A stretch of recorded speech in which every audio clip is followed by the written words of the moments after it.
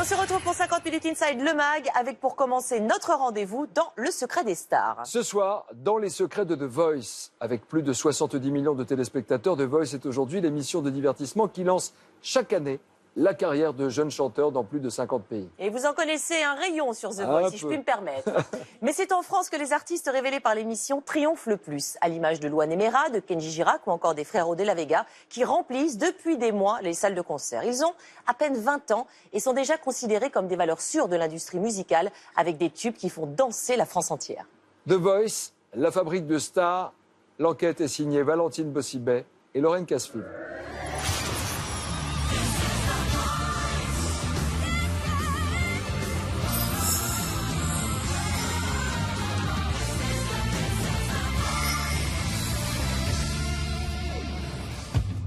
C'est le phénomène musical du moment. Devant cette salle de spectacle lilloise, des milliers de fans attendent impatiemment le début du concert des Frérots de la Vega. Leurs chansons sont aujourd'hui presque toutes des tubes. Mes larmes me viennent et le chant des sirènes me replonge en hiver, oh mélancolie cruelle. Qu'est-ce que vous aimez chez eux? À la fraîcheur des chansons et des textes assez prenants. Leur voix, leur style, et puis ils sont pas moches, hein, on va pas se le cacher. Inconnus il y a 2 ans, les Frérots de la Vega remplissent désormais les plus grandes salles. Ce soir, ce sont 7000 spectateurs qui sont venus les entendre chanter.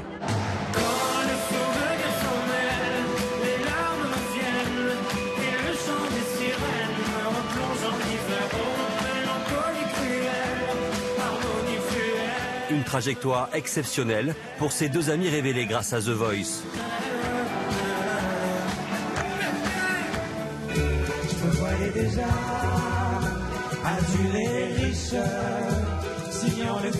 En 2014, le duo, le premier à se présenter dans l'émission, fait sensation.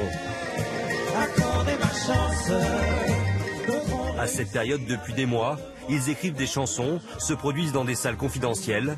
The Voice va changer leur vie. Ça a été un accélérateur énorme. Un grand tremplin. On avait déjà une maison disque, on avait déjà un album en préparation, donc chaque émission qu'on pouvait faire, c'était un bonus. The Voice nous a permis d'ouvrir cette grande porte vers la vie médiatique, la popularité. C'était une énorme promo, une énorme fenêtre. Sans avoir remporté The Voice, les Frérots de la Vega sortent malgré tout un album après leur passage. Puis un deuxième. Au total, 650 000 exemplaires vendus, des chansons qui passent en boucle à la radio et des tournées à guichets fermés dans toute la France.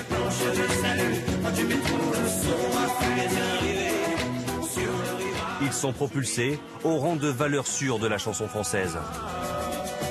The Voice, fabrique de stars.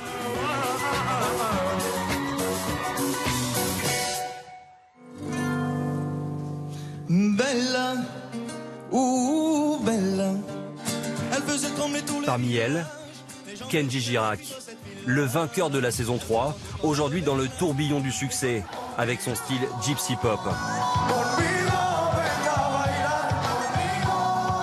2 millions d'albums écoulés en France en 2 ans, il est en ce moment dans le top 10 des ventes, devant Johnny Hallyday et Adele, les poids lourds de la chanson.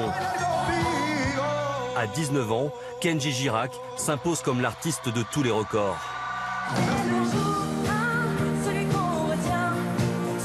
Louane, elle aussi, fait les beaux jours de l'industrie du disque. Éliminée en demi-finale de la saison 2 de The Voice, la notoriété de la jeune chanteuse a pourtant explosé avec l'album Chambre 12.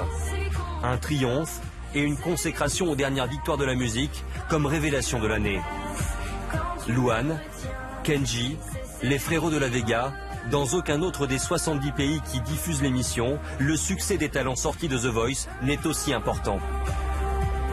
Il y a plusieurs raisons qui expliquent le succès des talents sortis de The Voice en France. Avant, quand on gagnait un télécrochet, les gagnants souvent avaient limite un peu honte de gagner un télécrochet et partaient dans des directions musicales assez surprenantes et qui déroutaient le public. Quand vous avez des Louane, Kenji, les Frérots de la Vega, ils sont aujourd'hui ce qu'on a vu à la télé. Kenji, dans The Voice, il chantait déjà de la musique gypsy. Louane, dans The Voice, elle touchait déjà le public grâce à son émotion. Aujourd'hui, c'est pareil, sauf que c'est sur disque. Dans des registres bien à eux, les chanteurs de The Voice séduisent les Français. nous avons rencontré l'homme qui se cache derrière tous ces succès.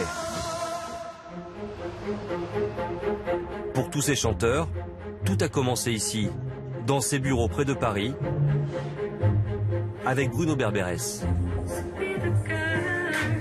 Ok, ça a l'air cool. Je suis pas sûr que... Il y a d'autres choses d'elle, un truc un peu moins miaulé. Avec son équipe de 10 personnes, il cherche la perle rare. Il y a 3 sources, c'est très vilain mot d'approvisionnement. Il y a les gens qui s'inscrivent. La deuxième source, c'est les gens qu'on va rencontrer dans des univers comme les festivals, les concours de chant. Et puis les troisièmes, c'est les gens qui veulent pas faire The Voice. Parce que tout le monde ne veut pas aller faire une émission de télé. Et il y a beaucoup de monde qui ne veut pas faire The Voice. Et donc ça, ce sont des gens que d'année en année, on courtise. Site internet, réseaux sociaux, petites salles de spectacle, tous les moyens sont bons pour trouver les artistes de demain. Bruno Berberès et son équipe de casteurs contactent plusieurs milliers de personnes chaque année. Je suis tombée sur ta reprise. Je dois savoir si quelque chose comme l'émission The Voice, ça pourrait éventuellement t'intéresser. Des artistes qu'ils inscrivent ensuite dans un fichier. Plus de 1000 y sont répertoriés. On fait une classification qui est complètement interne et ce ne sont pas des notes, hein, ce sont des niveaux. C'est-à-dire qu'on met des 5 étoiles, des 4 étoiles, des 3 étoiles, des 2 étoiles, des 1 étoile. Et donc 5 étoiles, c'est plus de dire « Ah, celui-là, on compte dessus, on pense qu'il ne nous décevra pas. » Bruno Berberès, à l'affût de belles voix, mais aussi de style. Beaucoup d'artistes ont percé ces dernières années grâce à lui et à The Voice. Ils vivent aujourd'hui de leur passion. Il faudrait que ta bouche. Parmi eux, Anne Silla, qui vient de sortir son premier titre. Mais aussi Louis Delort, qui a participé notamment à la comédie musicale Les Amants de la Bastille. Ou encore Gwendal Marimoutou, choisie par France Gall pour son spectacle Résiste.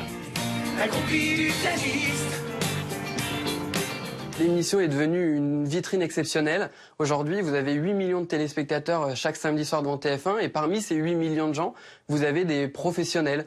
Vous avez des gens qui créent des comédies musicales. Vous avez des dirigeants de maisons de disques. Pour un jeune artiste, aujourd'hui, être dans The Voice, ça permet de se faire repérer. De jeunes artistes qui émergent dans le monde de la musique grâce à leur talent, mais pas seulement. En coulisses, après leur passage dans l'émission, c'est toute une machine qui se met en marche. En pleine tournée, c'est sur ces terres de Besançon que Lilian Renaud revient ce jour-là pour chanter ses propres chansons avec toute une équipe. Maintenant, j'ai la chance d'avoir des musiciens qui me suivent en tournée. Avant, je jouais tout seul, avant de faire The Voice, tout ça. Et puis tout ce matériel, et puis ces salles, toutes ces lumières, voilà, j'ai passé une étape dans la vie d'artiste, quoi. L'année dernière, il remportait The Voice. La brume viendra dans sa robe blanche.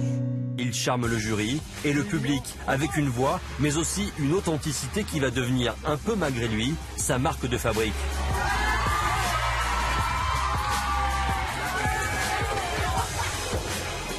Aujourd'hui, l'ancien fromager de 24 ans sillonne la France. Tu t'appelles comment? Ça fait toujours plaisir et c'est un amour inconditionnel. Quand tu reviendras, Son album s'est vendu à plus de 100 000 exemplaires. que tout l'or de la terre est au creux de la main, tu reviendras. Une petite année d'expérience, mais très prometteuse. Depuis sa sortie de The Voice, sa maison de disques l'accompagne pas à pas.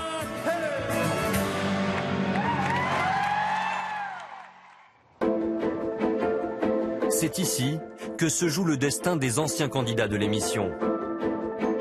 Natacha Kranzgobi est celle qui gère la carrière de ces jeunes chanteurs. Après 5 ans d'émission, elle en a déjà signé 10. Tout commence quand ils sortent de l'émission.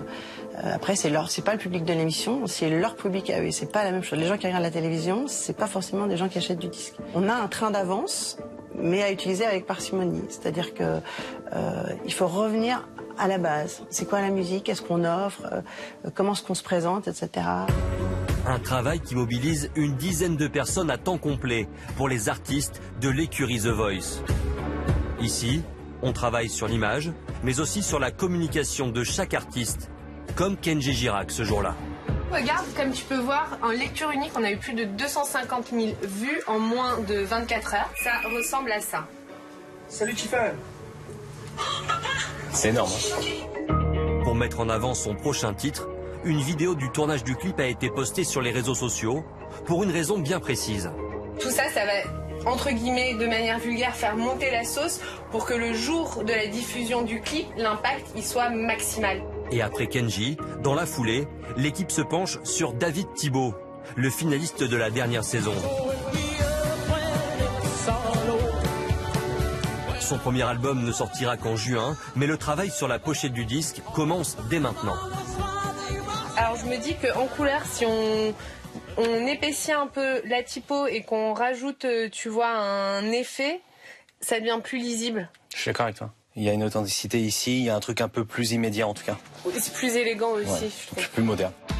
L'équipe cultive l'image de l'artiste, son style rockabilly, qui a retenu l'attention du public à la télévision. L'idée, c'est pas de dénaturer ni l'artiste, ni ce qu'il est, c'est vraiment d'optimiser ce qu'il représente et ce qu'il aspire à être.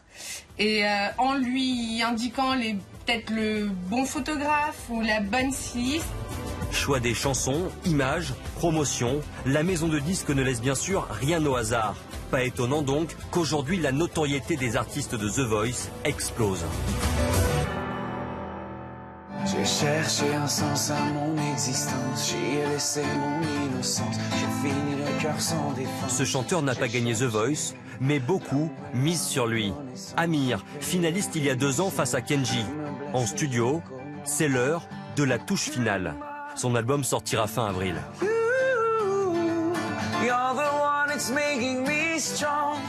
Avec ce titre, il a été sélectionné pour représenter la France le 14 mai à l'Eurovision, le concours de chant le plus suivi au monde. Il s'agit d'une exposition énorme de 300 millions de personnes qui vont regarder un artiste en développement. Je veux dire, c'est pas le genre de choses où les gens peuvent vivre ça au quotidien. Et Amir prépare l'événement comme un athlète, coaché par une équipe.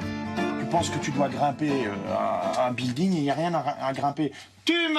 Reste dans ta place. Mon rôle avec Amir, c'est de faire en sorte que son instrument soit toujours au taquet. C'est-à-dire qu'il faut qu'il soit athlétique quoi qu'il arrive, pour un concert, pour une émission de télé ou pour l'Eurovision.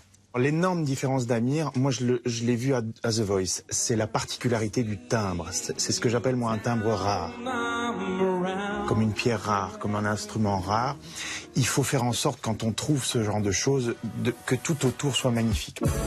À 31 ans, Amir espère à son tour connaître le même succès que Kenji et gagner lui aussi très vite son statut de star.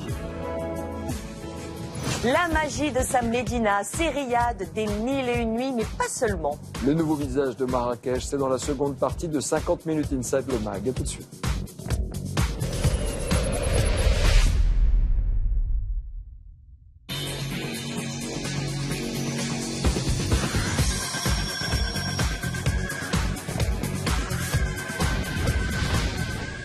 On se retrouve pour la seconde partie de 50 minutes Inside le Mag et place à notre document le nouveau visage de Marrakech. Marrakech, Nikos, Riyad, sa Médina, sa Palmeraie, autant d'atouts qui ont fait de la ville rouge l'une des destinations les plus magiques au monde. Pourtant, dans un contexte toujours concurrentiel, la ville fait tout pour se réinventer, pour attirer encore plus de touristes et ne pas lasser ses habitués, stars ou anonymes. Marrakech développe ainsi de nouveaux lieux, de nouvelles activités toujours plus uniques, toujours plus exclusives. Découvrez le nouveau visage de Marrakech. C'est un reportage signé Sarah Amrouni et Gaspard Charpentier.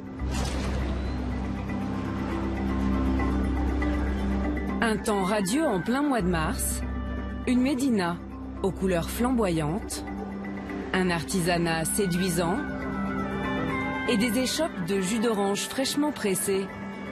Aucun doute, nous sommes bien à Marrakech. Cette ville du sud marocain, entourée de désert, qui encore cette année vient tout juste de monter sur le podium des destinations favorites des voyageurs. Une ville aussi qui n'en finit pas d'attirer les stars du monde entier. Qu'ils s'appellent Cristiano Ronaldo, Katy Perry, Cara Delevingne ou encore David Beckham, venu fêter ici ses 40 ans, entouré de sa femme Victoria et de leurs amis célèbres. Coralie et Stéphane, eux, habitent Marrakech depuis 7 ans. Propriétaires de 2 petits hôtels au cœur de la Médina, ils s'apprêtent ce matin à tester une promenade pas comme les autres. Félix. Une découverte de la ville à bord d'un sidecar. Voici la bête. Superbe. Depuis quelques mois, une jeune société française spécialisée dans les excursions en sidecar et dont le concept fait un carton en Asie propose désormais des visites guidées de Marrakech à bord de ses motos vintage.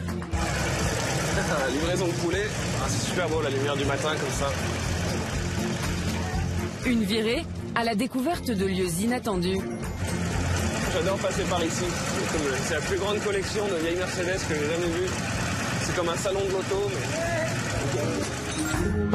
Coralie et Stéphane sont toujours à l'affût de nouvelles activités à proposer à leurs clients.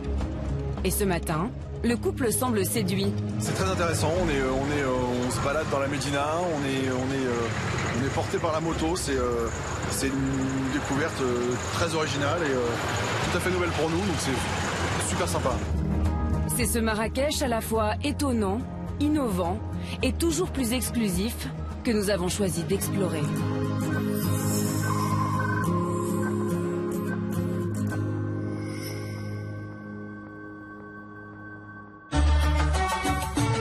Tout près du quartier de l'Hivernage, une dizaine de journalistes français est invitée à découvrir l'une des adresses les plus secrètes de Marrakech. Le Royal Mansour. Celui que l'on appelle l'Hôtel du Roi. Ouvert en 2010, cet hôtel de luxe construit par le Royaume est d'abord resté un lieu confidentiel. Aucune caméra n'était acceptée au sein de l'établissement. Aujourd'hui, le pays a décidé de dévoiler au monde son bijou d'architecture. Ce jour-là, parmi les privilégiés de ce voyage de presse, Raphaël Marchal. Elle a 25 ans et est journaliste gastronomique. Bienvenue dans votre regard. Oh, mais c'est immense! C'est tout pour moi. À partir de la porte, vous êtes chez vous. Ok. Pendant 3 jours, un riad entier va lui être mis à disposition. 140 mètres carrés pour elle seule. Le salon marocain traditionnel, ouvert au patio, puis vous arrivez à l'intérieur du riad. Vous avez la cheminée, n'hésitez pas à nous appeler pour mettre du feu. Ok. Ce n'est pas la première fois que cette journaliste vient au Maroc. Mais à chaque séjour, et encore plus aujourd'hui, l'émerveillement est total. La chambre. Donc ça y est, c'est parti, c'est le début du voyage. Ça y est, c'est littéralement mon premier pied dans le riad. C'est bluffant de beauté. Et je suis pas sûre qu'on voit ça de manière aussi éblouissante ailleurs qu'au Maroc, en tout cas à ce point. Et je savais que ce serait beau, mais je m'attendais pas à un truc pareil, quoi. Pour séjourner dans cet hôtel, il faut y mettre le prix, de 1100 à 35 000 euros la nuit. Le Royal Mansour se compose de 53 riads de 140 à 2500 mètres carrés. Et pour tous, une terrasse. S'il vous plaît. Oh là là, mais j'adore. Mais je reste pour toute la vie. Avec bassin privé. Fallait chauffer et tout. Pour profiter du soleil de Marrakech. Mais ce qui fait surtout la particularité de cet hôtel, c'est la manière dont il a été conçu. Le Royal Mansour est une médina reconstituée dans un jardin de 3,5 hectares. Pour le construire, le royaume a fait appel à l'élite des artisans du pays et utilisé les matériaux les plus nobles.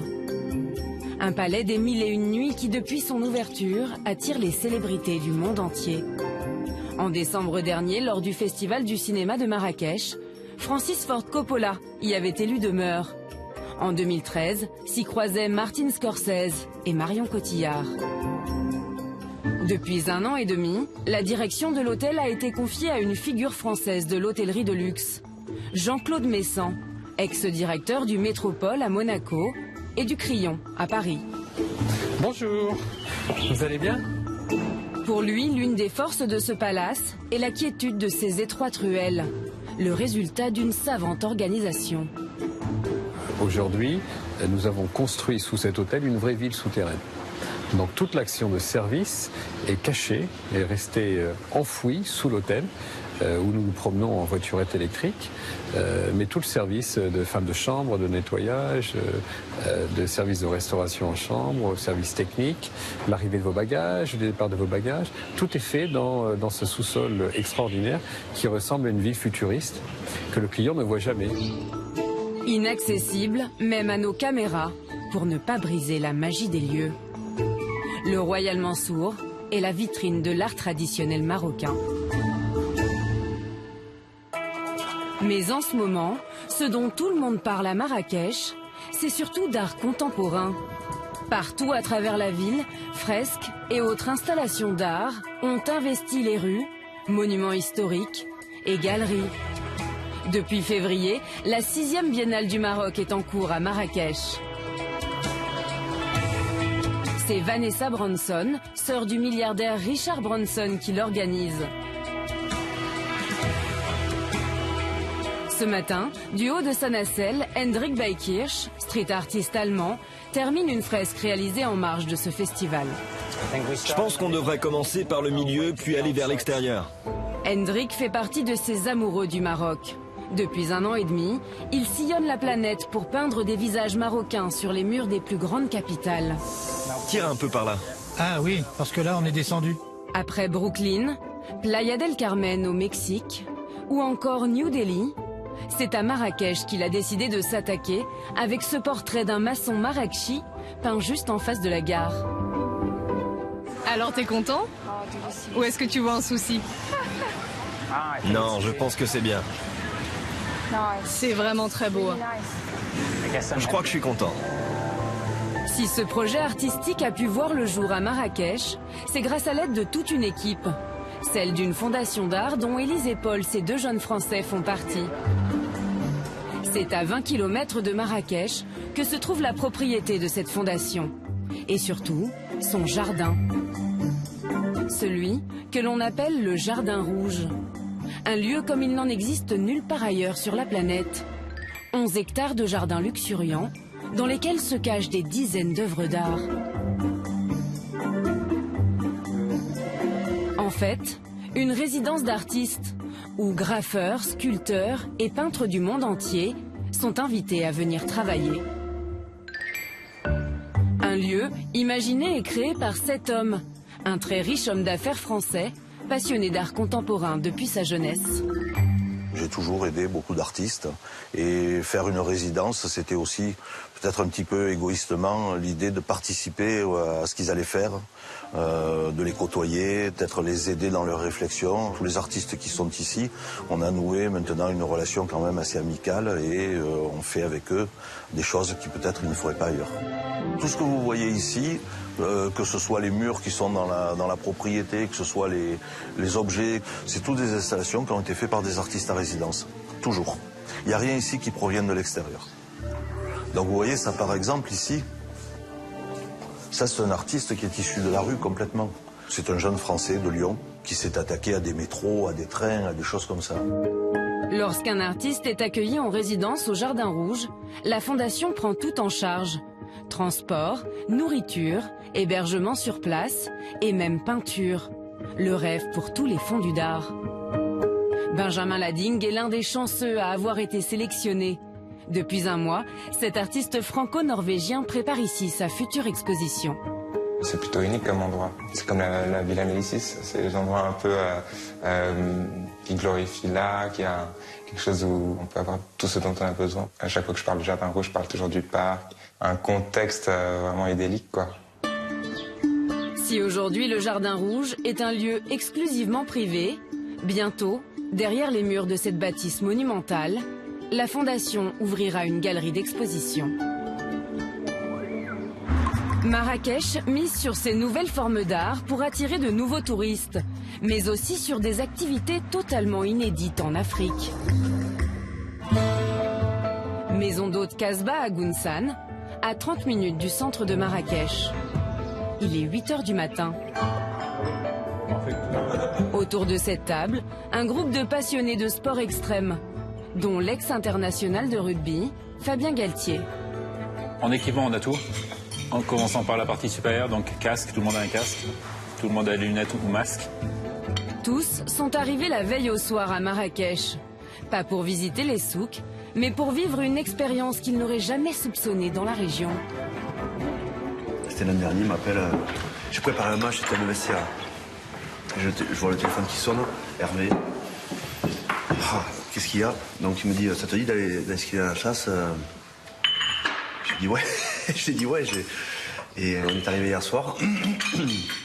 Et depuis ce matin, on se prépare à aller skier. On y va, on va se préparer. Dans cet hôtel à 1000 mètres d'altitude, Hervé Favre, ce Français moniteur de ski et entrepreneur, a installé un camp de base et tout l'équipement nécessaire au ski hors piste. Ça fait bizarre de mettre les pédales de ski ici quand il fait tellement chaud. J'ai venu partir un tango. Au Maroc, il est possible de skier de décembre à mars dans la petite station d'Oukaï Meden, accessible en voiture. Mais ce que propose Hervé est une expérience d'héliski. C'est donc en hélicoptère que ces hôtes sont transportés jusqu'au cime. Depuis le camp, 15 petites minutes de vol pour atteindre le Haut Atlas. Perché maintenant à 3500 mètres d'altitude, c'est parti pour 3 heures de descente. Combes, pentes fortes, couloirs, vallons, le massif montagneux est ici assez identique à celui des Alpes. Ok, on arrive sur une zone où il y a pas mal de roches, on va déchausser. Et ici aussi, pour atteindre la meilleure des neiges, il ne faut pas hésiter à prendre ses skis sur le dos.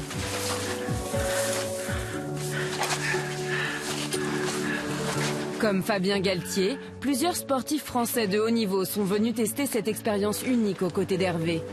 Un challenge. Moi j'aime la nature, j'aime l'effort, j'aime la montagne, j'aime aussi l'adrénaline, donc il y a tout quoi, il y a tout. Condition super Fabien, fais-toi plaisir, tu passes en tête Fabien. Allez, quand tu veux.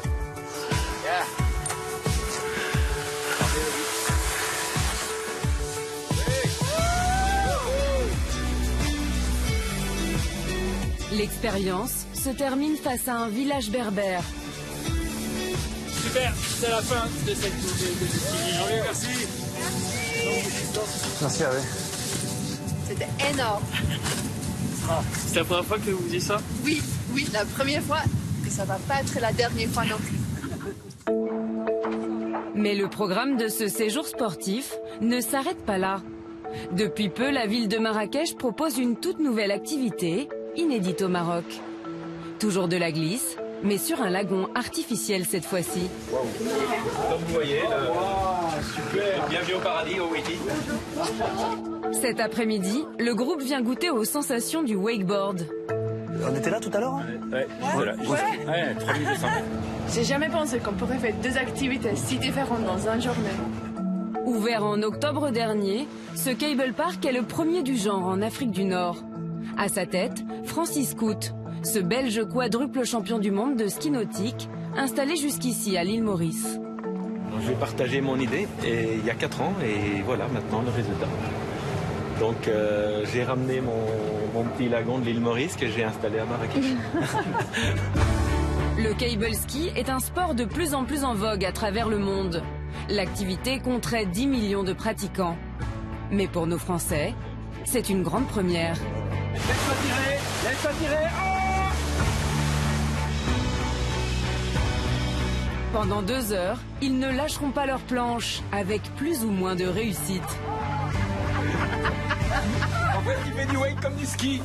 Mais le sport n'est pas le seul domaine dans lequel Marrakech tente de se réinventer.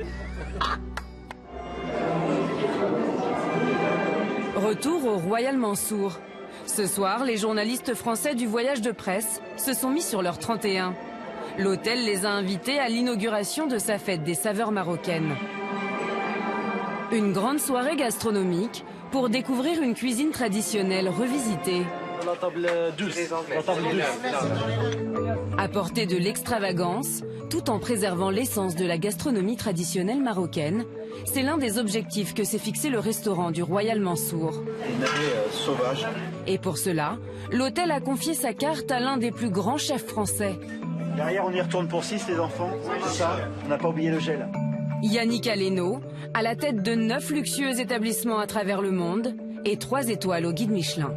Moi, la première fois que je suis arrivé au Maroc, j'étais un Français qui venait faire le touriste et me mettre sur une serviette sans avoir plus de curiosité que ça. Et quand on a commencé à travailler le projet, j'ai découvert des goûts, je peux vous garantir que c'était absolument exceptionnel. Là, vous avez aujourd'hui des girolles exceptionnelles, des pieds de mouton exceptionnels et même des matsutake qui est un champignon.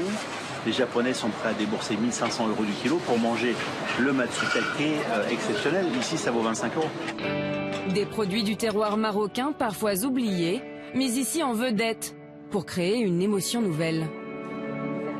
Il y a des foodistas à travers la planète entière. Moi, j'ai eu des clients qui ont pris l'avion de Taïwan pour venir goûter à Courchevel les sauces modernes que je fais là-haut. Donc ici, c'est pareil, les gens prennent l'avion pour venir goûter une gelée extraite de tomates avec ses racines de navets séchés que l'on trouve à Ouarzazate. C'est ça aussi qui fait l'intérêt d'une maison comme celle-ci, c'est d'aller chercher une expérience que nul autre ne peut offrir. Allez, dernière tagine. Une expérience qui marche. Ce soir, au-delà des journalistes invités, le restaurant affiche complet. La perle du sud marocain n'a pas fini de séduire. Et voilà, c'est terminé pour 50 minutes Inside le Mag. Merci de nous être toujours aussi fidèles. Ce soir, ne manquez pas la suite des battles de The Voice. Ouais, j'ai compris, enfin, vous voulez pas de moi. Non, je vous ai attendu sur le plateau. J'ai pas pu entrer sur le parking, Nikos. Vous m'avez donné des consignes, c'est pas possible. Je vous regarderai quand même. Allez, je vous embrasse.